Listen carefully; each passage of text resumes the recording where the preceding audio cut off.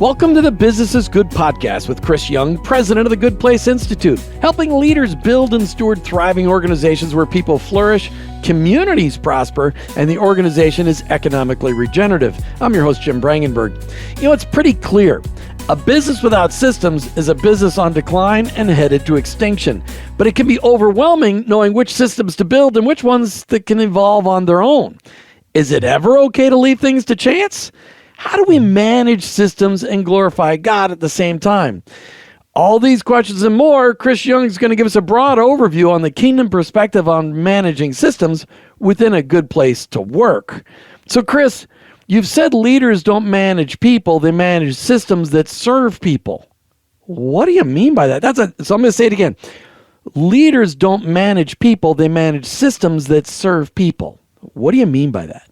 You know, well, we didn't learn that in MBA land, did we, Jim? I didn't get my MBA. I knew better.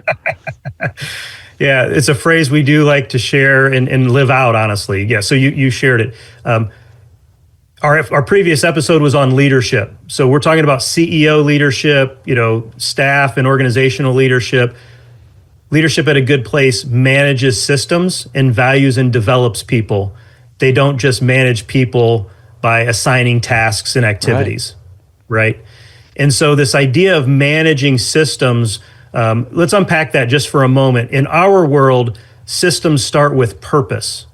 So what is the purpose of that system? Whether you're talking about the organization as a system of systems or the sales system, marketing system, the systems that generally make the organization function, right? So it starts with purpose. So right away, we're sharing with individuals what the purpose of the system is that within which they're working. And then it goes to what we call a key outcomes and results dashboard. So what are those expectations that count for success while we're working in this system or in this environment? And then we do a systems diagram that has to do with processes and activities and roles and tools and resources and knowledge, skills, and abilities and feedback loops. And it's really the leader's job to determine the means with which people will work within to achieve those outcomes to fulfill its purpose. And within the system, we're talking about training, education, and development. So the system really is the environment that the leader determines so that individuals can flourish by doing the best job that they can do through training, understanding how these parts fit together so we can understand upstream and downstream, and developing their full potential.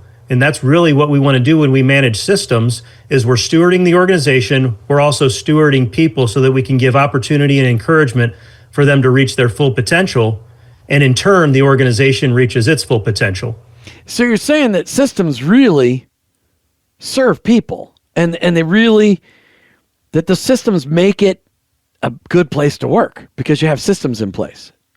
That's the idea. Whether you're at the organizational level, like I shared, which is simply a system of systems, or at a systems level or at a subsystem, depending on the scale or the complexity of the organization, the whole idea of the organization, it serves people.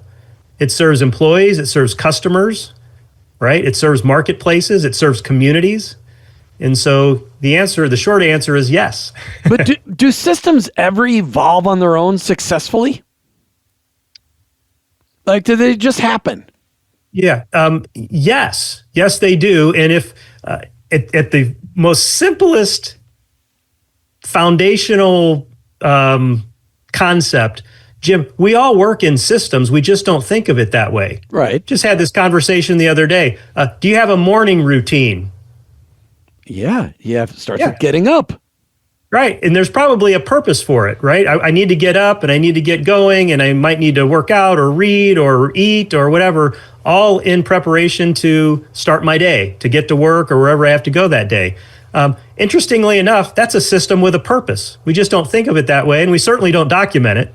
Yeah, we get in a car, and everything about driving our car is systems in the car, systems on the road. We know how things work. That's right. All right, so and we're really talking about, that's a good delineation. We're really talking about organic functional systems, not necessarily mechanistic systems or software systems. Those would be, in our world, tools and resources. But really, how does the organization actually function? So if they're organic, that means there's no chemicals involved? Yes. Okay. Good, All right. Good point. All right. Good So point. how does a systems thinking approach reflect biblical stewardship? How do you tie those together? Fantastic. So if we look at the first few words of the Bible, where God created everything in the beginning, He is the creator, He is the purposer, He is the designer. So if we just look at creation and the way God designed it, He designed everything for a purpose, and He designs everything to optimally work together to fulfill that purpose. And there's not too much of a stretch to then take that kind of concept, as simple as it is, and apply it to organizational life. And when you really study it, scientists prove it over and over again. There are so many complex systems, from a single strand of DNA, which has complex manufacturing mechanisms built right into it, gears and all kinds of things, to the universe that's got dark matter. They can't explain the dark matter yet, but the dark matter holds everything together. Yet they haven't figured it out yet. I mean, I'll say, Jim, there's a whole industry. It's called biomimicry, and people look out in nature. I love this example. Moen is headquartered here in Northeast Ohio. They make great faucets. That's whatever. In case they do make great faucets. Right? Well, word has it, a long time ago, they looked at sunflowers because sunflowers in nature distribute water optimally. And so they made a shower head shaped like a sunflower. And that goes on and on and on, where people are looking, into nature or into God's creation and trying to mimic it in a manufacturing or a product environment, or in how we, design city streets to optimally flow traffic, or. We're looking in creation because God has optimally designed His creation, right? Ecosystems, and even our own bodies. We're an organism. We're an organization of systems, our nervous system, our respiratory system. We're an organic system to fulfill His purpose. All right. So what are some common systems within organizations that need rethinking? All of them, Jim, from a kingdom perspective. Well, that's overwhelming. Can we just pick a couple? Because to say all of them, everybody just said, I'm tuning out. I can't rethink it all. That's right. Yeah, the common ones are very easy. Every organization, honestly, whether you're for-profit or nonprofit, they just might go by different names. Everybody markets things. Everybody sells things, produces and delivers things, usually has some transaction for the value of what they offer the marketplace and gets paid for it, right? And hopefully gets feedback from the marketplace. So at the very least, that's how most organizations actually function at the very top level. And then usually there's some supporting systems, or what we like to call cross-functional systems, that support the functioning of the business. We have human resource or people experience, information technology, innovation, strategic planning, financial systems and accounting systems. So all of those, that honestly, those are all the normal systems that every business, every organization operates in. This is just a kingdom approach to living that out and actually applying kingdom characteristics and kingdom principles to the operation and the design of the organization. And what I love it is that you took all of those systems and you wrote a book about it, The Good Place Organization. I remember the first time I read this, I don't know, you've got updated versions of this, but you went and you dealt with every system and looking at it with a fresh perspective. So let's make it personal. Can you share a story of a leader that who transformed their culture, the culture of their organization, by changing systems or addressing systems, whichever way you want to word it? Yeah, no, a good question. Two quick examples, same client, two quick examples. We actually were working on their operation system. So the production and delivery of the product that they offer to the marketplace, to their customers. And so we walked through those components. Like I shared earlier, Jim, what's the purpose of operations within the context of this organization? And they had a wonderful vision, mission, we call it charter, that operations fed into and contributed to. So what's the purpose of operations? We built a key outcomes and results dashboard so everyone on the team knows what expectations are, knows how we measure success. And also that KOR dashboard is really, really important, Jim, in the stewardship leadership of an organization. So I take 2 seconds. There's a storyline of the KOR dashboard that we like to tell. Certainly there's results that we need to achieve. What do we plan on achieving? What are we actually achieving? Are we on or off track? And quite honestly, most organizations stop there. We want to take it a step further and tell a stewardship story. What are we learning? Why is the organization or why is the system producing what it's producing? Root cause analysis, right? And then based on that diagnosis, what do we improve?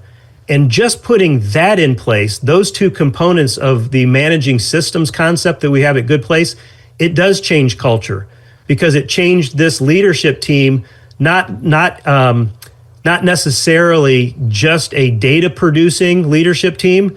Now they're a critical thinking leadership team. They're a learning leadership team. They're a more cohesive and aligned leadership team because everyone knows what they're supposed to achieve. Everyone knows what counts as success. And everyone knows once we ratchet down and we actually document the system, the operational system that achieves those outcomes and fulfills that purpose, we all know how we fit in the organization. So now you have an understanding of upstream, downstream, and within the system, all the activities, all the tools, all the resources, how to use them, because we're all trained. Now we have an understanding, an appreciative culture, because now I understand what you do, Jim, and I appreciate it. And I'm able to serve you better if I'm up or downstream from you in the system. So that's one client that their leadership team was transformed to being more aligned, less firefighting and less, dealing with critical issues and reacting. Now they're responding by diagnosing issues or actually enhancing, not just fixing problems, but enhancing that which is going well. It creates that kind of culture as well. So if you're listening today and you're like, this stuff is just it's so different than anything I've ever heard about when it comes to systems, reach out to us, goodplaceinstitute.com. We'd love to have a conversation with you because this is the stuff we do all day long. We're looking at things with a fresh perspective, with the interest from the perspective of a steward, from a perspective of the kingdom, and from a perspective of bringing about a good place to work. So Chris, just a thought. How does love, we've talked about love in our people, but how does love, excellence, and order, which is what you typically when you think of systems, you think of order. Right. But in the past, we've talked about love and excellence as well. How does love, excellence, and order play into how systems are designed in a good place to work? Yeah, beautiful. And I'm going to bring in that word that we sometimes talk about here is that stewardship. So we're stewarding people, we're loving them in a way because hopefully in the good place, we're viewing everyone as an image bearer of the creator of the universe.